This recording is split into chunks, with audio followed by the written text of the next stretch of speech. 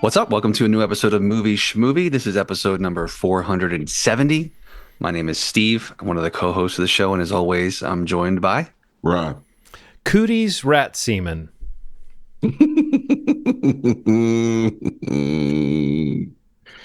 That's wild. It's an anagram for too many secrets. That's also John. Yes.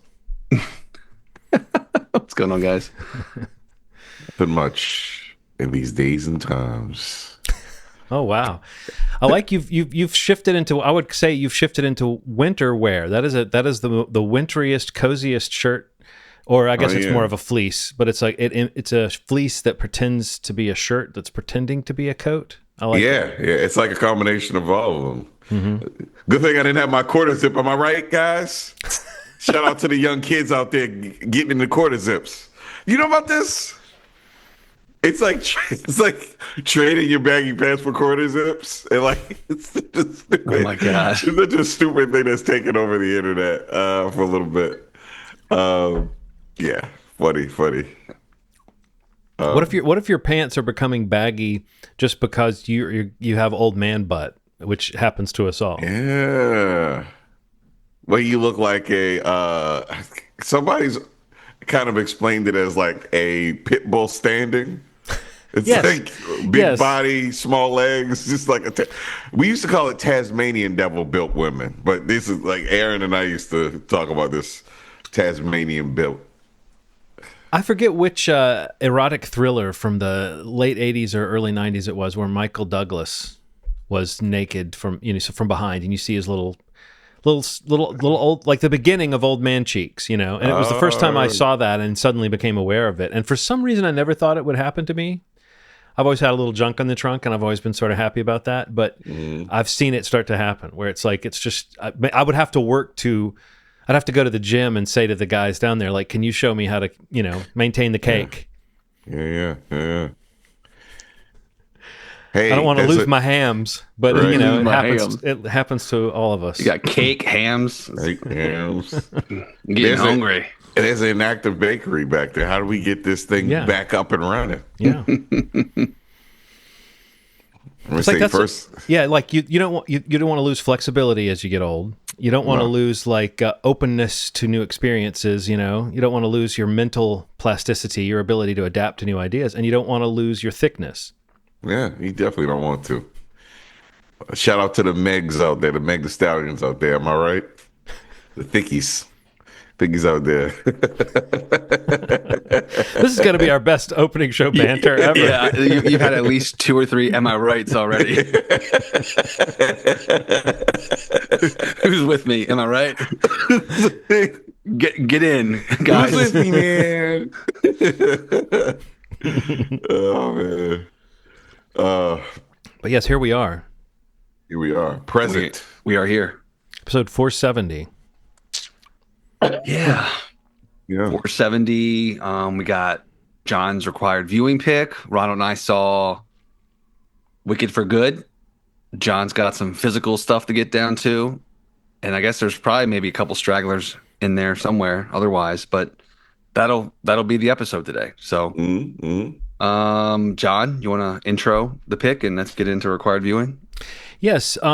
Our pick for this week was 1992's Sneakers. There's my little background image. A film that I remember renting, and I remember where I was sitting in my home when I watched it, and I remember thinking it was good and the kind of movie that I normally would have caught in the theater. Like I saw it after the fact and was like, oh, that seems like one I should have been excited to go see, Yeah. And for all these years, I think maybe somewhere in the early 90s, somewhere in there, I must have sat down with somebody and said, you need to watch this. But I don't think maybe more than once or twice. I think this is yet another movie that I will make this comment about. And you either know what I'm talking about or you don't. But the beginning stages of what we now call Comedy Central. That's what the channel is still called, right? I forget. Mhm. Before it was Comedy Central, there was a thing called the Comedy Channel, and there was a thing called Ha that was an MTV thing, I think. Oh. And somewhere in there, those things merged, or somebody bought somebody, and eventually the Comedy Central channel was the only one that was left. But in the early days of, I believe, the Comedy Channel, they had certain movies they would play clips from.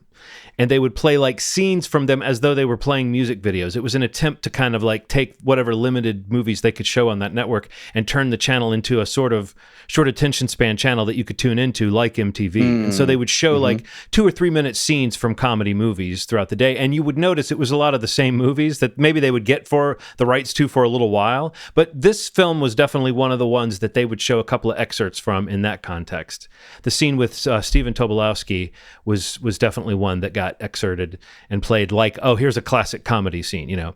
So I remember that, but outside of that, I don't remember watching this movie much over the years, and so it was just one that kind of naturally fit onto my list of potentials for this feature. And then when Robert Redford died, I thought of all the movies that we could watch of his, and then I looked into a couple of them that I was really curious about, but there's some problematic things, and I try to avoid that if I can see it coming.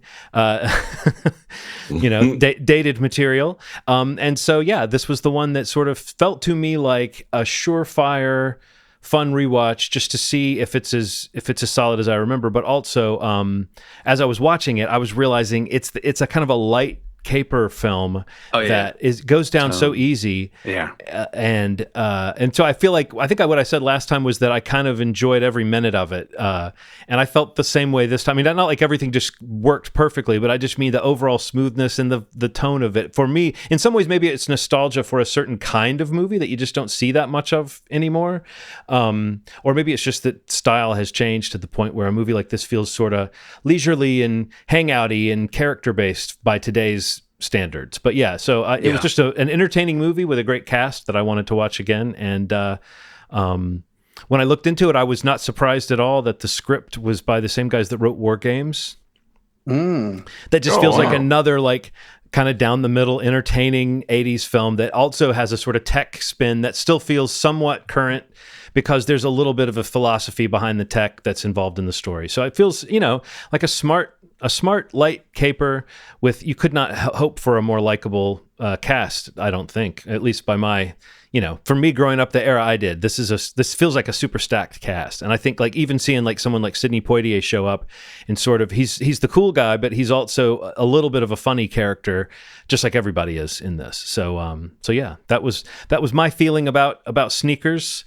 And like I said, I think it was largely redeemed by watching it again. I was like, oh yeah, I can totally see why this, especially knowing my tastes and my humor and the kind of adventure films and characters that I always liked, I can totally see why this film, I agree with my former self who really enjoyed this film back in 1992. Had either of you guys seen this movie before? Yeah. Bits and pieces. Movies like this, I don't know if I process very well as a kid. It's funny, like I'll remember seeing something, I'm like, yeah, I remember it, but anything that I saw before like 18, 19, 18, 19? Yeah. Holy shit, Ronald. Yeah, I'm serious, man. Are you an immortal? Anything I saw before 18, 19. Oh, yeah, that was wild. You're like Pennywise, I'm finding out. And then you look on like a picture at the Baltimore Museum of Art, and you see me like, there's a woodcut with your face in it, wearing that shirt. So it's like very, very distinctive. But yeah, I think I'm a little honest with myself about processing movies at that age. It's not that I didn't enjoy them. It's not that I didn't see the good in them. It's just that my adult brain processed movies a lot differently. It just did. So yeah, I remember seeing it, but it means something different now. Like it's like watching this group of men, kind of come together. And one woman. And one woman. That was what you did back then. You had to make sure that you had one woman. Yes, one woman, and she has to use her sexual wiles at some point. That's the other thing. If she's the woman, her power has to be being a woman. I mean, she's gorgeous. Oh Though. no, there's nothing wrong with that in the context Yeah. of this caper. Yeah. It's just sort of eye rolling when you go, oh yeah, of course that the woman is the one who's like where she's most useful in the caper is like the seduction of the dork. And she, the good part is she doesn't put it on too hard. Like no, sometimes they're like, you need to do what you got to do to get this key. It's like do anything, and luckily it doesn't go that far.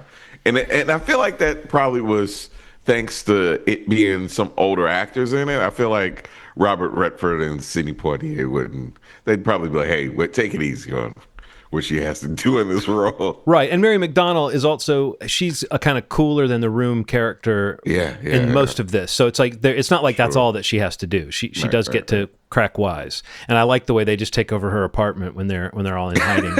Yeah. Yeah, I mean, I think it was like definitely one of those, John, you kind of mentioned it earlier, like feels like one of those movies that they don't make a lot of anymore. And I feel like we say that a lot about some of the picks that we make for this section of the show, you know, that whether they're a certain kind of genre or a certain like level budget film, but I mean, this is definitely like a stacked cast, with a movie that's moves really quick. It's got a really fun tone. It's not too serious, but it still has the caper element and some plot twists and, even some like pretty cheerful moments and, fun personalities in the characters that kind of keep the variety on the screen kind of moving quickly. And, you can kind of bounce around from actors to actors or characters to characters or whoever they're playing. But I mean, the rewatch for me, I've always liked this movie a lot. I mean, I remember really liking it, watching it when I was like a teenager. And then, the rewatch, it's just, you really just realize like how cool everyone in the movie is. Mm-hmm. Yeah. And, both for the time it was made and in their respective times, whenever their like sweet spot is. But like for me, honestly, it's like seeing River Phoenix again was, a pretty special thing. I feel like anytime I kind of come across, his filmography, whether it's intentionally or like I knew he was in this, but then watching it, I'm like, oh, he's, one of the main guys in it. And doing kind of a character, like not playing like tortured poet. He's a little bit of like a himbo. Absolutely, yes. And the fact that like his big, play at the end is like just to get someone's number. Mm-hmm. It's like I just really enjoyed seeing River Phoenix again. I remember that being like, him dying like the year after this came out was a pretty crucial moment. Like in my teenage years, like I was like kind of obsessed with him, and I mean, because he was in so many movies that I just loved growing up, and for him to be amongst like such an adult cast, he was an adult as well, obviously, but I mean, I just feel like seeing him amongst these like iconic actors in their own respects, like Redford, Poitier, David Strathairn, Dan Aykroyd, Ben Kingsley, like all these people that are just, pretty amazing in their own respects. To see him slotted in there, I don't know. It was just like a really cool thing. Like I just loved seeing him on the screen again as an adult. But yeah, that was like probably one of my big takeaways on the rewatch was like I know all these actors, and especially because some, passed away recently, like mentioning Robert Redford.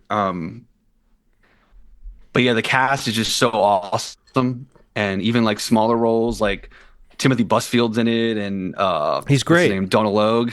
Yeah, like these guys that were coming up then are kind of in their run then too, but kind of slot right into this caper. It's just really fun. But yeah, the River Phoenix element for me was like the big like surprise on the rewatch. Like, oh man, I kind of was reminded of like what could have been with someone like that, Mm-hmm. Yeah.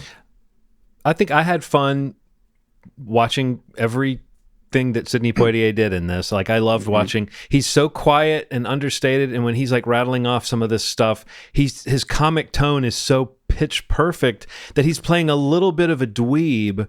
Yeah, is so great because he's still Sidney Poitier with all that commanding presence. But the second James Earl Jones comes in, I guess spoiler, folks, James Earl Jones comes in. But there's like suddenly it's like Sidney Poitier and James Earl Jones are having a moment, but Sidney Poitier is playing a little bit like the kind of nerdy guy in that moment. I don't know. It was just a fun little back and forth between those two. But I also noticed that like the way they play off of each other. Like it's fun to see Dan Aykroyd not doing. It's like not being in like a spoof or a comedy or a goof, but like playing the kind of guy he would kind of be. Like not doing what he's done like in Driving Miss Daisy, where he's doing a totally different kind of person. And this, he's kind of playing. He's like a floppy-haired, like silly guy. Like he's like a little bit more of a Dan Aykroyd type, you know, especially down to the conspiracy theories and stuff. I mean, Dan Aykroyd has a lot of wacky stuff he believes in. So, like I love that moment when it cuts to him and I guess they're in the truck and it's Poitier and Aykroyd just standing there and Dan Aykroyd just says cattle mutilations are up. And Sidney Poitier is like, but you feel like he's been listening to him forever. It almost reminded me of like Tim Meadows and Steve Agee playing off each other on Peacemaker, like two guys sitting in a truck and one guy's just making the one guy grit his teeth, you know.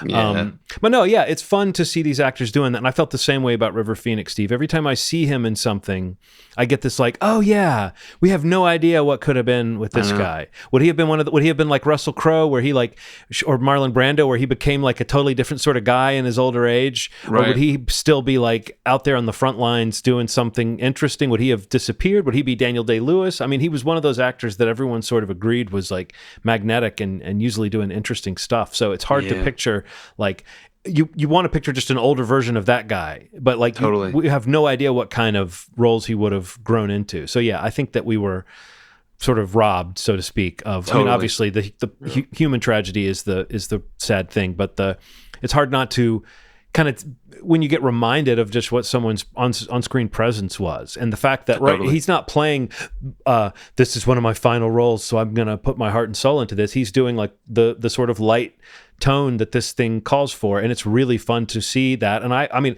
maybe there's horror stories on the set, but I've never heard of any. But this seems like a chemistry-based production. It seems like people are getting along on set. Like it feels like there's some of that energy. Like you sense that Robert Redford is sort of delighted to have this crew. Like he loves playing off Sidney Poitier. I feel like you can just feel it in every one of their interactions. And Robert Redford is so low key. I mean, I love how unflappable. Like when he's really mad, he's like, I can't believe you did that. He's just so underplayed. And I don't know, that whole Golden Boy thing, like this was when he was like at that kind of like right at the peak of that level of charm as an actor in some ways. So it's fun to see and be reminded of what that kind of star power really is. And Ben Kingsley feels a little bit more like he's doing a character role in this, but I thought he really made an impact. And I think that his final moment, their scene together, the kind of love between those two characters, where Robert Redford sort of knows that Ben Kingsley's not gonna pull the trigger, but he also is open to it, like it might happen, and like you see that he kind of calls him on it.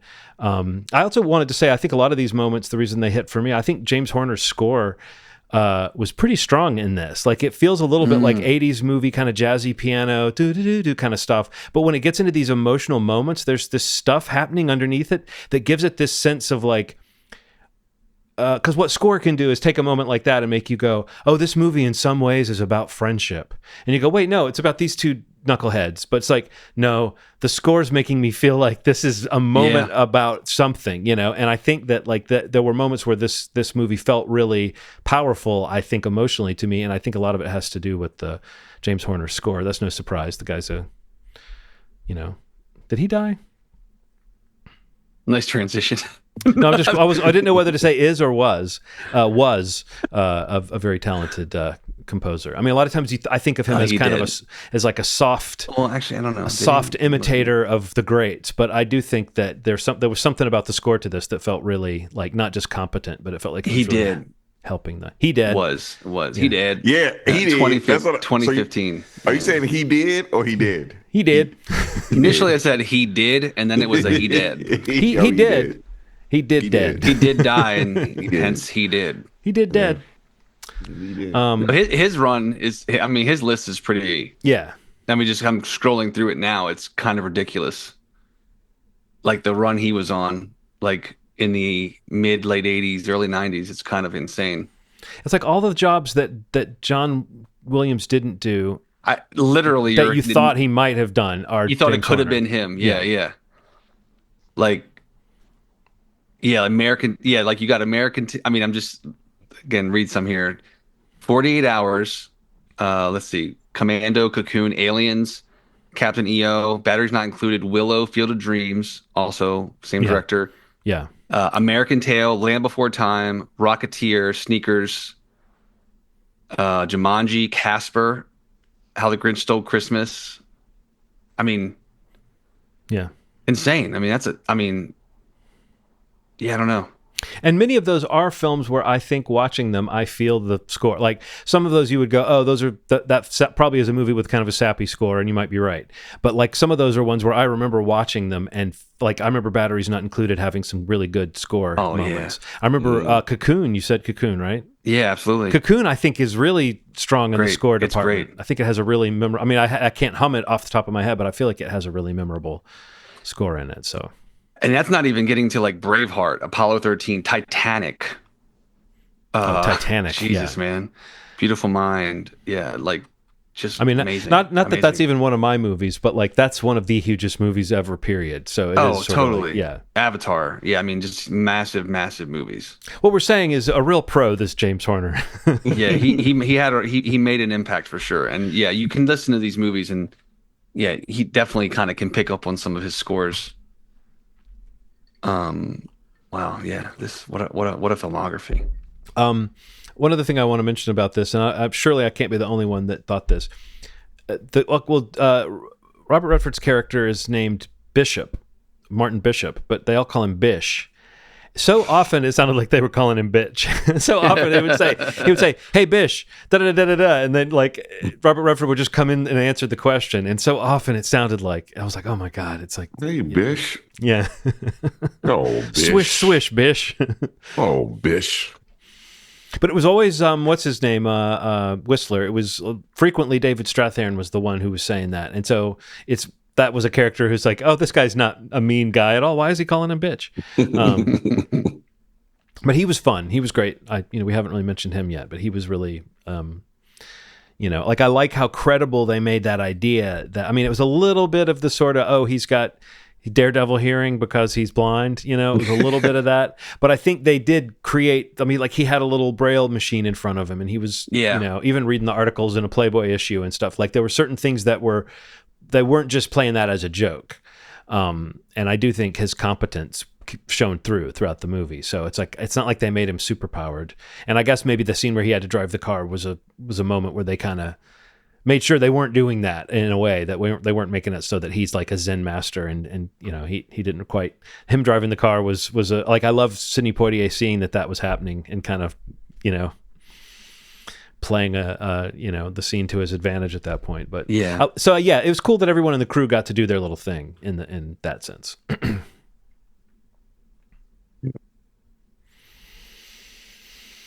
Any other thoughts, Bishes?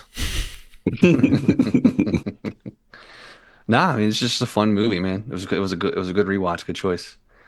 But just on the subject of the late great Robert Redford, do you have a favorite pick? Oof, man, that's tough. Let me think here.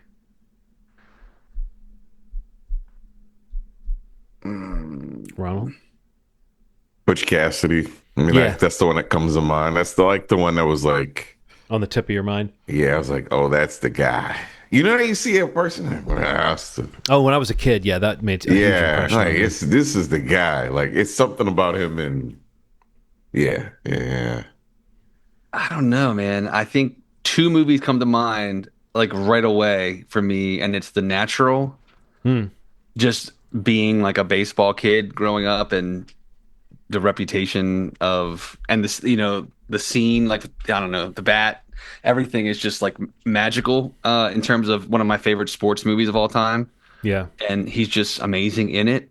But a later movie and he's not even in the well I guess I won't even mention it. He's not even really in the movie but his narration is like amazing in it because I don't really love tons of narration but he narrates A River Runs Through It Yeah.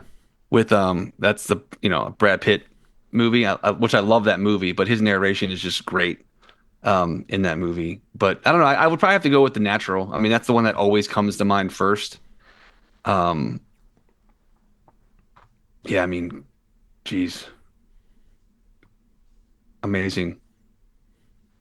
Yeah, the those are all big ones. I mean, Butch Cassidy and the Sundance Kid was a big movie in my house, but the other one that was a big movie in my house that like I feel like everybody agreed on was The Sting. Yeah, And I saw him in that a lot. But we were sort of a Robert Redford household. Like we watched whenever one of his movies would be on HBO, we would watch it a few times throughout the month, and we would tape it and yeah, maybe watch it again and again. And so I think that was one of those. I mean, he was a huge star, so I'm sure a lot of houses were Robert Redford houses. But I mean, like I remember it was one of those people that we seemed to all agree on. Like my dad, for the most part, you know, was a little bit of a movie snob about certain types of movies that my mom liked, but I think he agreed that Robert Redford was cool. So yeah, that when you're a kid, you grow up with that example of like anybody that both of your parents like. You're sort of like, oh, that yeah. person must know what's going on. And he did turn out to be a guy who sort of kept the faith and pretty much held true to some concept of knowing what was up throughout his life. Sure. So a person who actually made an impact, outside of just making movies. Yeah. Which I think affords, don't you think, for like the political bent of this movie, like the fact that this movie has its own little political jabs and they're all sort of left leaning. That felt good. Nikki heard me cheer from the next room when the movie was over, and she said, "What?" And I said, "The good guys won." Yeah. Such a rarity. That's fun and that's a part of the tagline too, isn't it? Mm-hmm. Like for the movie, isn't it? Like it doesn't it list their It what they does? all are, and it says like, and these are the good guys, Oh, or something okay, like that's that. interesting. I'm pretty sure. Let me find it real That's quick. great. I feel like I remember that on the poster. Yeah, it says the tag or the little tagline is a burglar, a spy, a fugitive, a delinquent, a hacker, and a piano teacher. Dot dot dot. And these are the good guys. That's a great tagline. That is. Yeah, that's good.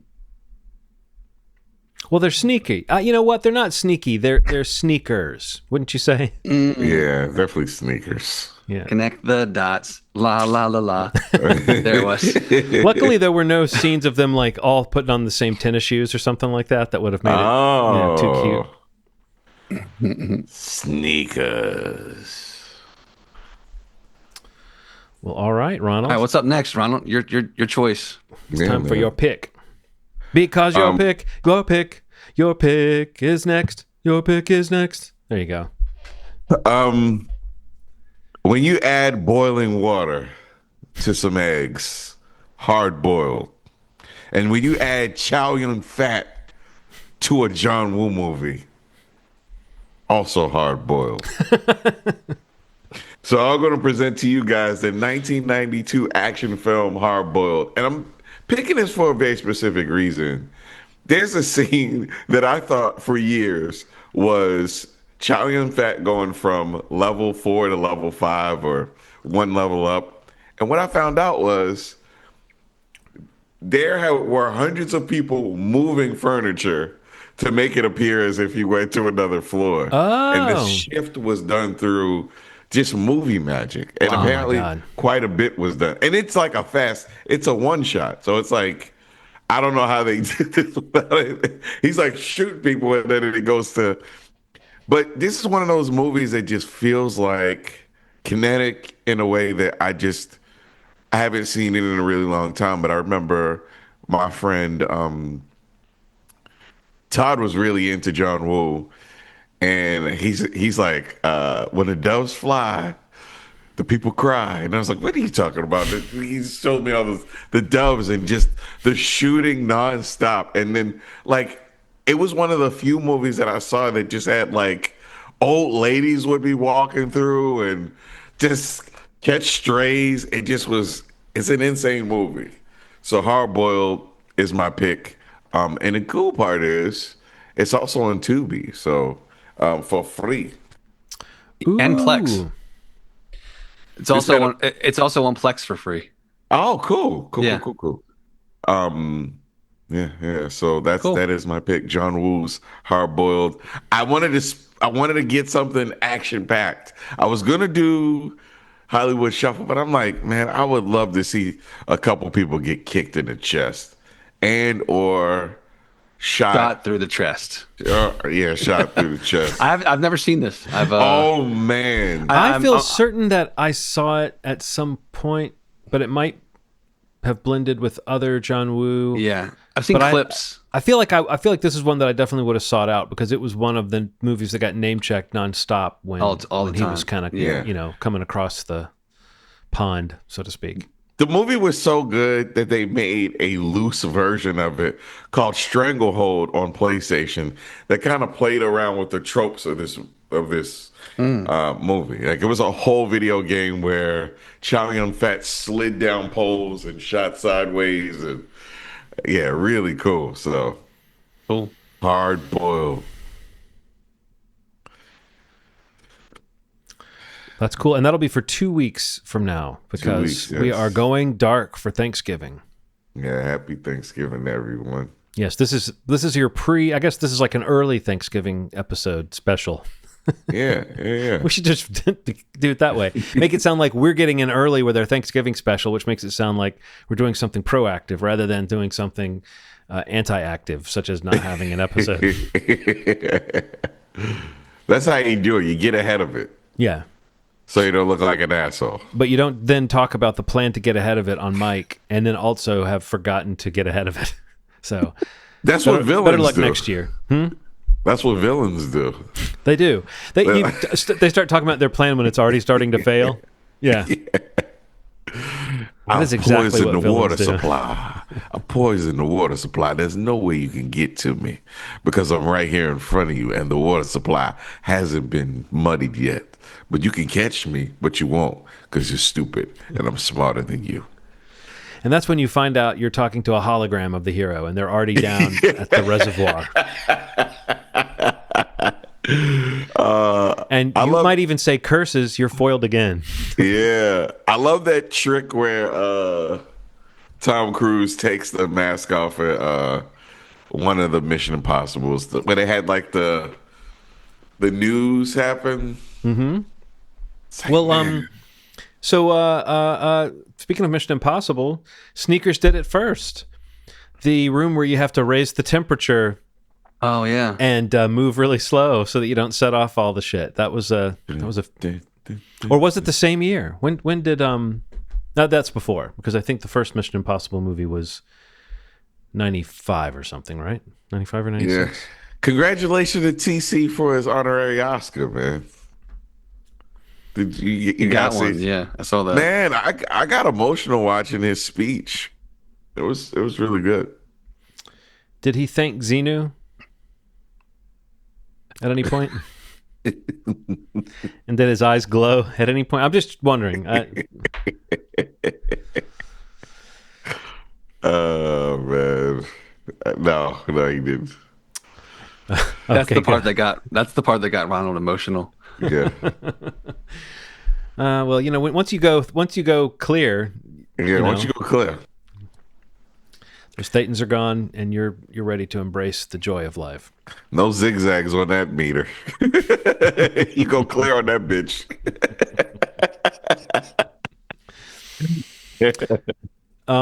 Well, I will go ahead and go physical, unless Ronald, did go you for have it. to grab something? Were you going to go physical as well, or you got? Yes. Let me grab it. All right. He switched off his camera. Bum bum bum bum bum bum bum bum. Dun dun dun dun dun dun dun.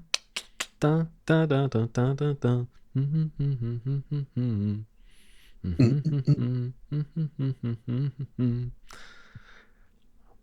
We'll be right back, folks, with Let's Get Physical on Movie Schmovie. And we're back. And Sort of. And this thing didn't follow me. deep, deep, deep, deep, deep. All right. Okay. All right. So you're ready to go physical. I'll go, and then you'll go. Yes. So first, I will just say, remember when we covered, and we didn't love the show, but my Nathan Ballingrud, the horror writer, had the show. I can't remember the name of the show, but his book was called Yeah. The anthology thing? Yes, it was called North American Lake Monsters was the name of the book. Oh wow. Anyway, he's a great writer. He might be one of my favorite living writers. I think he definitely is. It's just that list is probably pretty long because I like a lot of folks. But Nathan Ballingrud has like a style all his own, and the way he writes when he goes deep, weird fantasy horror, it's just so inventive and so crazy and yet so emotional. And he has last year and this year put out 2 novellas that are part of a trilogy. So next year we get the third part, which is called Kingdom of the Conqueror Worm. But the first part was called Crypt of the Moon Spider, and the second part was called Cathedral of the Drowned. And these are like short, around 100 pages novellas, but they're like deep, weird sci-fi horror. It's like set in an alternate 1925 where people have already had space travel for like 150 years. Like things got advanced sooner. So it's like almost like not steampunk, but it's like a future past kind of thing set in 1925. So the tech is weird and different, but it's as though people have been colonizing the moon and other planets nearby for 100 years or so, maybe less. I don't know exactly how many years there's been a space program, but they're just so bizarre. And there's these moon spiders and these weird people that worship them, and then there's the moon silk gets brought home and sold. It's like a drug, but it can also have like medicinal uses. The moon spider silk that they make from their webs, and it's just but it's like it's bizarre from the first page, and you're deep into it, going, no one like sentences that just couldn't exist in any other story. And I've heard Nathan say, I've met Nathan. He's a great guy, most mild mannered guy. It's amazing that he writes this demented stuff. But I've heard him say that he feels like he's really kind of letting his freak flag fly with this trilogy. It's called the Lunar Gothic trilogy, and the third one comes out next year. So I mean, it's like in the end it'll be like a full novel length. You know, I'm sure someone will collect it. But as far as just watching someone's style kind of grow and then have this point where he seems to be just having so much fun, Nathan Ballingrud's part 1 and 2 of the Lunar Gothic trilogy, they're out, and they're both great. And the other thing I wanted to say, it's also a book, but this is related to the movies. I indicated this last time that I might enter into a phase of Frankenstein studies. My first act of Frankenstein study is to read Frankenstein, which I've never done before. But this book, I want to say, is significant because Netflix has a fucking like logo on the cover, which is because it's when you Netflix. Touch it, does it go cocoon? It should. It should go cocoon. You can't scrape this off. This isn't a sticker for some reason. But the reason why I wanted to point out this edition is because this edition is an older edition. It's hard to find like a really well printed edition of this anymore, but I think it's cool. If this is sort of the Netflix tie-in book, I think it's cool that they went with this version because it's got illustrations from super influential and really just amazing comic book artist Bernie Wrightson, who illustrated, if you ever saw the Creepshow comic book that came out that was a tie-in with that movie, or if you ever saw the illustrated version of Cycle of the Werewolf, I believe is the name of it. It's a Stephen King book. He came to be known first for drawing Swamp Thing, but he was a very influential like horror comic artist. And if I'm going to say if I can get it up close where you can see the sort of quality of the illustration there. So it's like, Nice. It's really amazing stuff. His line art is beautiful. The one problem with this book is it's printed on it's like, cheap-ish paper. And so a lot of the illustrations where there's this intricate like cross-hatching, they kind of close up and you end up with just blackness, on the page. So it would be great if someone would reprint a version of this on nice paper so you can really appreciate all the intricate line work in there. But as it is, it's a beautiful set of illustrations for this book that I feel like I know everything that happens in it, but I've never read it. So I'll be reading Frankenstein. And hopefully next time I'll be able to tell you the next part of my Frankenstein studies project. There you go. I just got physical. I'm recommending people check out this edition, but let's see if we can figure out what can we put over the Netflix logo that really does seem like it just does not vibe with the rest of this cover at all, does it? No. Anyway. No. It's my turn. It's your turn. Ronald gets physical. Down. Yeah, happy 40th to Back to the Future. I was in Frederick. I stopped to a physical media store. It's a record. They changed the name. The Record Exchange is the name of it. and I stumbled upon the trilogy. Whew. If I can put it in. Normal price, Close to your like heart. yes, normal price like $60, $70. I got this for $30. Wow. Yeah, so I'm gonna watch the shit out of this weekend. Very excited, and it comes with both Blu-ray and 4K copies. And if you have a digital copy of the Back to the Future, anything on like iTunes or Amazon, new stuff came out for the 40th. Oh, So you get new content, like new That's awesome. interviews, new insider information. So it's pretty cool. Pretty cool. what a classic. What a classic. I say one and two. I don't know. Three. Well, I'm referring really to the first one when I say classic. Oh, the But first one is like I like the boldness of the second one being such me a too. complicating thing so much, but it's almost meta how much it deals with the first one. You know what I mean? Like Yeah, for sure. it doesn't. I don't know if it's. I guess in that sense, I'm saying I don't know if it stands alone the way the first one does as just a perfect little movie that just about anybody. When I was growing up, at least, it seemed like everybody kind of agreed on it. You know, you could. It's Yeah, another one you yeah. could watch with just about anybody. Yeah. So What's next? Wicked? yeah, Wicked for Good. You guys saw it. I did not.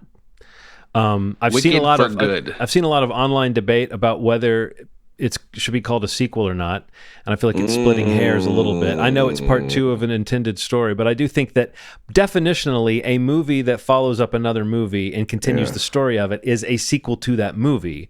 But the sequel can be part two of one big story. I'm to understand there's a lot of. It feels like it's one of those things. I'll compare it to the fandom of Mrs. Taylor Swift in the sense that it seems like fans of these movies don't want people to not be fans of these movies. And so if you say you aren't, they get into like a semantic debate with you about whether you understand it.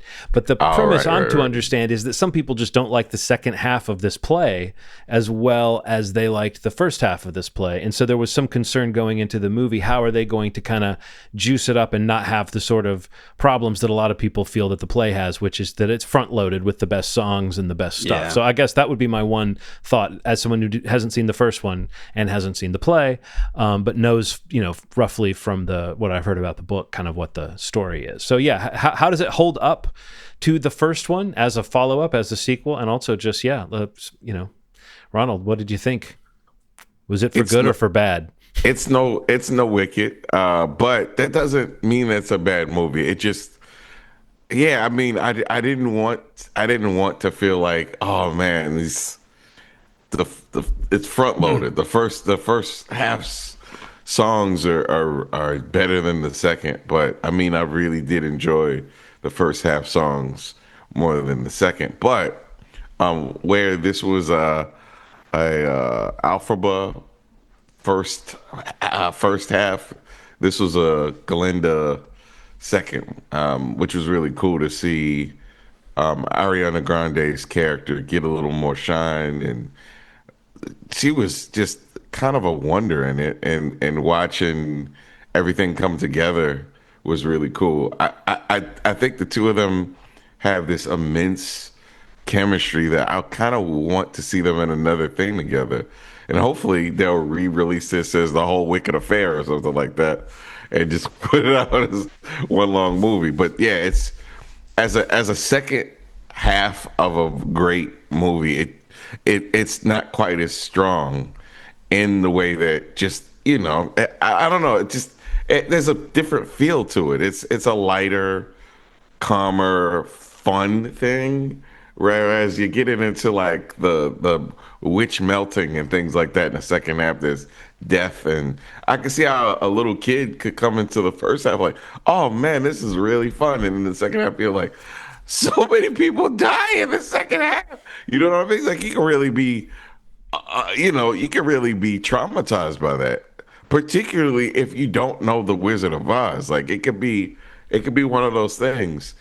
And the roots of how these characters become who they are doesn't just stop at Alphaba and Glinda.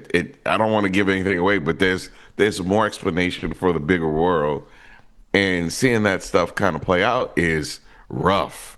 And it's kind of hard as a movie that had the tone of the first half to bring that into the second when you're dealing with so much of the shift in the tone. It was delivered well though, and I don't. The problem is, I was warned like last year, oh, you're gonna cry your eyes out the second half, and I found myself not crying my eyes out, and I cried my eyes out the first half. I found myself very much attached to the first half, so. How long did it take for your eyes to grow back the first time? It took a while, man. They started off these little white peas, kind of like little mouse nuts, just kind of hanging out on my eyes. I was just when you said little white peas, I was going to say like mouse nuts. But yeah, it took a while. But yeah, it wasn't quite as emotional for me as I was warned. But solid. Ariana Grande's amazing in it. So I mean, and so is geez, why can't I remember her name right now? Cynthia Erivo. Cynthia Erivo, aka can't remember anything right now. And I just said her fucking name 2 seconds ago. It's just because it's late, man. That's all. Alphaba. Yeah. Steve? Yeah. What's the name of the movie again? Oh, yeah. What's the No, I mean, honestly, like, I think I'm pretty in line with everything Ronald already said. I don't know to add a lot to it, but I mean, I think in general, it doesn't feel like it gets it's able to kind of get as high as the first one did, and I think it's really and to your point, John, it is something like having seen the play. It is the kind of thing where the first act or the first part of the play it feels a little more front loaded in terms of the excitement. Even the tone of the songs are kind of based more in like inspiration and positivity and like optimism and just just tonally different. And I think that the jump in time that takes place in the movie, even though it's kind of really subtle, but I mean it's at least like 3-5 years it's supposed to be difference in time, from when Wicked ends, just in the simple point of like seeing a lion cub grow into a full lion and seeing like Fiero and Glinda's like rise in the political ladder of Oz. But I think where this movie takes place, the themes are definitely different. There's a bit of a burden on everybody in the movie, and I think that the songs really kind of play into those themes. But the songs are a little darker, a little more bleak, a little more sad. You know what I mean? And like the bigger songs like No Good Deed and obviously For Good, they definitely stand out and are some of the stronger songs that were and are, in the film and in the play. But I don't know. I just kind of felt like I left the movie a little just, I liked it, like I didn't love it. Like we talked about last year, like Ron and I, like were both over the moon for the first part. But that said, like the performances are really great.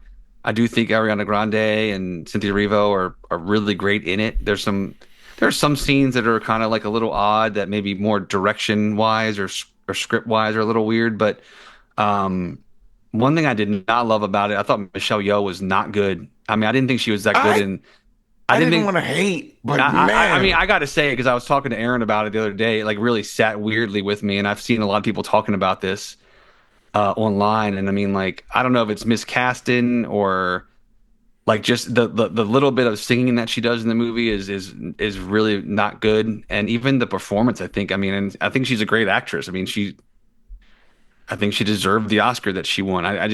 Something just didn't match up, and it really was made very apparent in this in For Good in this film, because I guess she was given a lot more in this movie to be on the screen and to kind of participate in the main plot. But I don't know. It's weird. Like I just felt like I don't want to say it's a letdown because I mean I know the story and I know where it was going. but I just felt like, some of the direction, some of the production started to feel a little kind of like played out, I guess, to me. Like I don't think it like grew in scope like I thought it might, especially seeing different areas of Oz or different elements of Oz that we didn't get to spend a lot of time with in the first one. I mean, the movie kind of starts on a note that is pretty exciting. I don't think it really kind of capitalizes on that. Um, but yeah, I don't know. It's really hard to explain. Like, I don't think it's a bad movie. I did still enjoy the movie and watching it, and with a crowd, especially we were able to see it with a crowd that was like really excited for it and very much into it, which definitely heightened, I think, the experience of watching it. But it can't replicate, and it's kind of like it's kind of a bummer because I don't think I ever thought it would either. It's kind of because it going into it, but I guess for some reason, I know there's some new songs written for it, some original songs, um, just out of, I guess maybe they found a way to kind of spice it up a little bit, and they kind of do that a little bit with a little more of the leaning into the Wizard of Oz stuff, which in some ways I think which I think in some ways hurts the movie, um, how much it kind of dips into the Wizard of Oz stuff and the Dorothy stuff, even though it doesn't actually do it.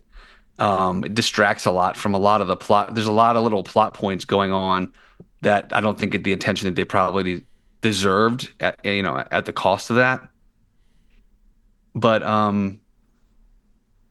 yeah, I don't know. I mean, it's still a go see it for me. I mean, it's still a go check it out. It's still, this time of year in theaters, like it's one of your best shots at seeing like a movie for the big screen, a spectacle.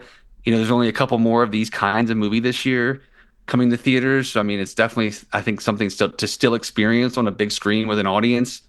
Especially if you love Wicked, if you love Wicked, the first film, and I'm sure you're gonna at least like this, if not love it. Most of the people that we saw it with were loving it. But I don't know. I think it's a big challenge to kind of do more than I think what it can really do based on the source material, especially in that second half of the play and of the story. It's just not as exciting, and it's just not as thrilling and um, out there as the first film was, and that first part of the story is. Um, yeah, I mean, I'm not. it's weird. Like it's still like a movie that I feel like crowds. I think it's gonna do fine. Like Oh yeah, it's no, isn't it it's no, tracking to have like a great it's opening nowhere. weekend? Yeah, and everything we're saying is not like, again, I think we both have said like we both still like the movie. It's just I think it's kind of like this inverse thing where I think Wicked coming out has kind of reignited a love for this property that this film definitely will benefit from, and I think this film will have a really high audience score. Even the critic stuff is still positive. It's kind of in line with what we're saying, that it just doesn't reach the heights of the prior film. But um, if there's something that attracted you to this film, this franchise, the play, I mean, you're going to go see this movie still, and you're probably going to really enjoy it still. Aisha Harris is a critic who writes for NPR, and I feel like she's written for like Entertainment Weekly too, maybe. But I just saw her reviewed. The headline is "Wicked for Good. This all could have been just one good movie." That's what a lot of people say too. It's like, the fact that it's weird though, because like it does feel like there's so much going on in this movie Like that, there's too much to have put in one movie and have it be satisfying. yeah, like in this half of it, like Yeah. I don't know, it's like if some of that was cut down without trying to bloat out other areas, like specifically the Wizard of Oz stuff, to kind of like be like it's Dorothy, or it's Yeah. the house, like, and I know that's there in the source material, but I just feel like it's also like, I don't know. I've seen a lot of people saying that, and I don't know if I totally agree with it, but it makes me curious that, like, if you made one super tight, 2.5 hour, 2 hour, 40-minute film, if what that would have looked like. Yeah. But yeah, I do see a lot of people having that feeling or that comment that, it does feel like it's a weird feeling because there's a lot going on in this movie, but it does feel like there are some elements of those plot points that just spin too long. Yeah. And it's like, well, couldn't more time have been spent with, with like I don't know, with whatever element. I'm struggling to pick one that I found the most interesting, but like the Bach Nessa stuff or like the which kind of plays weird and a little weird to me in the film, because it all just moves so quickly, which I guess is a positive that I don't feel like the movie felt long or anything like that. Like I think it moves Mm-hmm. just as fast as the first film because of how much is going on. Um, but yeah, that is an interesting criticism. I mean, I'd be curious like what that movie would look like or what that film could have been. Yeah. Um, but yeah, that said, I mean, I'm looking forward to people really enjoying going to the movies to see it, and I'm sure it's going to have some awesome opening weekend, and I hope it does. So, um, yeah, I don't know, but yeah, the performances were still great. I mean, Ariana Grande, I thought was just really, really special. I mean, they're both great, like Ronald said, but I think maybe like Cynthia kind of was a little stronger in the first film, and I think that it's the other way around this time. I think she's just like really good in it. I mean, that feels right in a sense Yeah, for the arc of the characters and everything to say that the where one of them has most of the kind of momentum of the story and I mean I don't know the intimate details of like how it maps onto or kind of twists the events of Wizard of Oz, so I don't know all of that plot stuff, but I know that it's like its own take on things and it's kind of an yeah, alternate look at all that stuff. So definitely. at any rate, you said, Ronald, you'd like to see them do something else together, and I was thinking, what buddy flick could Schmovie Studios maybe get the rights to remake with Cynthia Erivo and Ariana Grande? My first thought was Tango and Cash, but then I thought you mentioned Butch Cassidy and the Sundance Kid. Could we redo that with Cynthia and Ariana? And who would you cast as Butch, and who would you cast as the Sundance Kid? Maybe we need to have an off mic meeting about this. But I didn't know, Ronald, what buddy comedy or buddy movie do you think that they should, movie studios should get on top of this? Maybe 48 hours. Oh, 48 hours. Natural born killers. oh, interesting. Yeah, like They can play with that kind of couple energy that they seem to have on the press Yeah. trail, and they can like really take I that mean, forward. I she love it. protected her from this weird dude that's known for just hugging people. Like, She adjusted her necklace when it wasn't really that crooked. Yeah. In one clip that I saw. she spun it so many times. I was like, her neck isn't. I think it went full circle to being exactly like it was. Yeah. I was Yeah, afraid she was started. going to unscrew her head too, Ronald. I was like, wait a minute, it might pop off. Slow down there. You know what'd be crazy if she did that and Ariana Grande went, "Are you attempting a factory reset? Are you attempting a factory reset?" It's like, what the fuck is going on? She was doing it. It's like me trying to lock like a hair product bottle or a lotion bottle. You know how you can kind of lock the thing so that Yeah, the squirt bottle doesn't yeah. do, but it's like you don't know what you're doing. You're just kind of fiddling it around. Maybe you have better luck with those. I'm always like, this mechanism is either broken or I just don't know how to work with it. There you go. But yeah, Back- Steve, who can you think of? What I don't know. 48 hours did cross my mind, but I think it's something more like with some comedy too. cop and a half? Yeah, cop and a maybe Stir Crazy. Oh, Them kind of wrongfully accused. does that mean? Wait, which one is it? Where Gene Wilder does blackface? We got to stay away from that one. Is that that? I don't think it is though. No, What I don't- is it? I don't. Is Silver Streak is the one where he does blackface? Yeah, this was. I think. Yeah, I don't think it's that. I don't think he does it in Stir Crazy. Wow, Silver Streak he does really? I think there's a scene where Richard Pryor is like training Gene Wilder on how to pass for black, and he like there's a full on shoe polish moment. Let me I look believe. this up. What is this? Oh, Oh, Silver man. Streak. Yep. He says, Damn. Wow, "We I didn't know bad, that. We bad. I did not like know- he shows him how to Oh, do the strut and yeah. everything. Yeah. It is Damn. dated. Yeah, Yikes. and I didn't pick that one, so I'm okay. It's another one that I think was heavily clipped on the early days of the Comedy Wow. Channel. Now that I'm thinking of it, I feel like that moment Wow. was heavily clipped. All right. Heavily clipped. Heavily clipped. Well, any other thoughts on Wicked for Good? No, no. I think that's it. What else? Anything else you guys want to mention?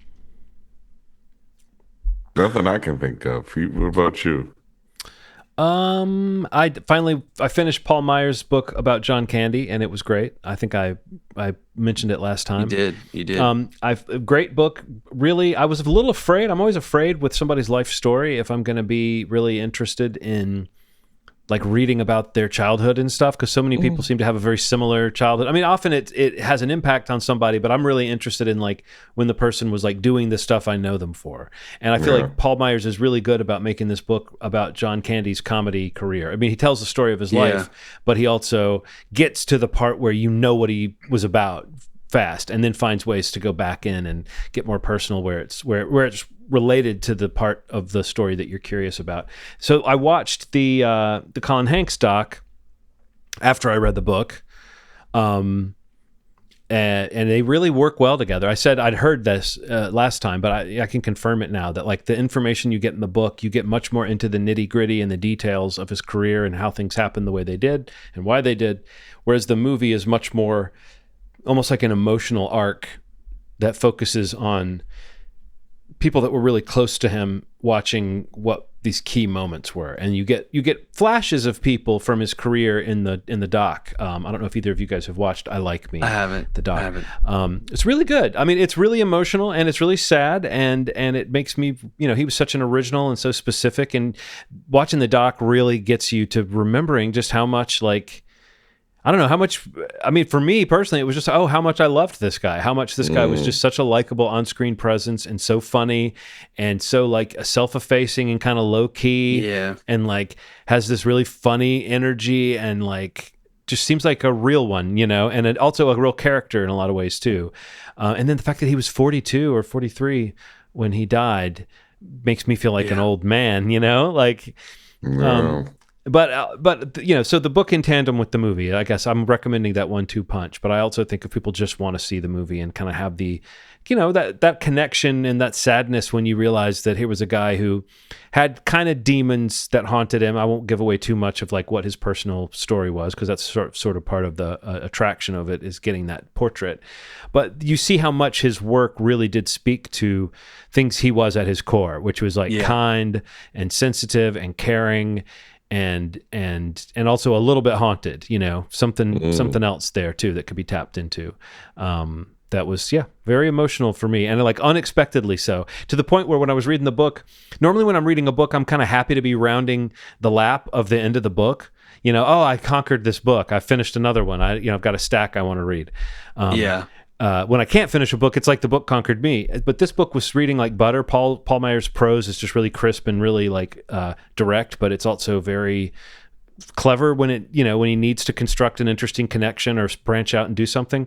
But I was realizing my excitement to get to the end of a book was being a little bit contradicted by how sad I was that John Candy is about to die. Like you're reading the book, getting this intimate feeling about him, and then you're like one chapter away and you flip ahead and you see there's a chapter called Mourning, and then there's a chapter called The Legacy, and it's like, like I'm there. I'm and of course it feels sudden because it's not like anybody was planning for it. His life didn't lead up to some crescendo and then he was done. It was like he was in the middle of shooting a movie.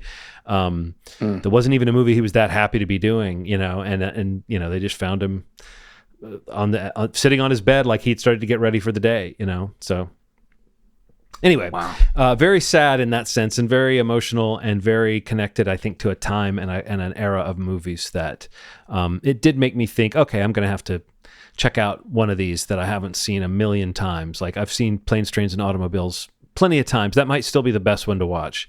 But a movie that I've never seen, and this might seem shocking, but I've never seen Uncle Buck. I knew you were going to say that, John. I knew it. Yeah. Well, I would watch Uncle Buck. That was another one Dude. that was excerpted on Comedy Channel. They played that interrogation scene at the table Good. where John Candy's answering questions real fast for Macaulay Yeah. Culkin. I love that movie It's a so great much. movie, man. It's It's a either great Planes, movie. Trains, or Uncle Buck for me. Like it's Uncle Buck is like it's an all timer for me. That movie, I watch that regularly. Who's Harry Crumb is up there for me too, It's man. great. I enjoyed It's that one. I great. enjoyed that one too. It's great. Yeah, it's up there for me. But yeah, I Uh, gotta catch that doc. I've been meaning to watch that. Also, the cartoon Camp Candy. I don't know if you were Oh yeah, Yeah. Camp Candy. for Had a sure. great theme. Yeah, baked into our lives like that, man. His Yeah, loss was another huge. I one. remember crying as a younger guy hearing about him. I was like, what? Like, he seemed so young and so like he was one of those guys that really had crossover appeal. Yeah. Everybody loved him, man. Everybody loved John Right, Candy. like comedy nerds and comedy fans loved him and Yeah. idolized him, and then like the average moviegoer adored him. You know, like he was Yeah. like a reliable, like scene stealer, I guess is Yeah, the word I'm looking yeah. for.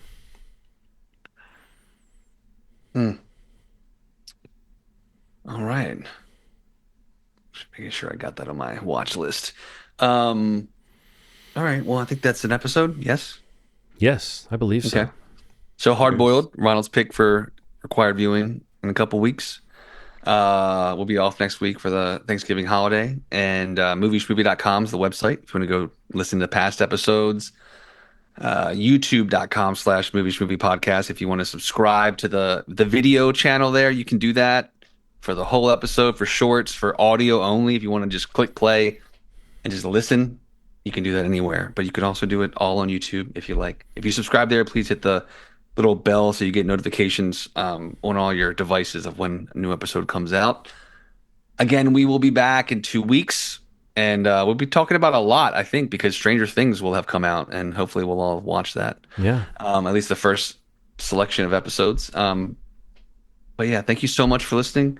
And as always, you made our day. Thanks. Bye.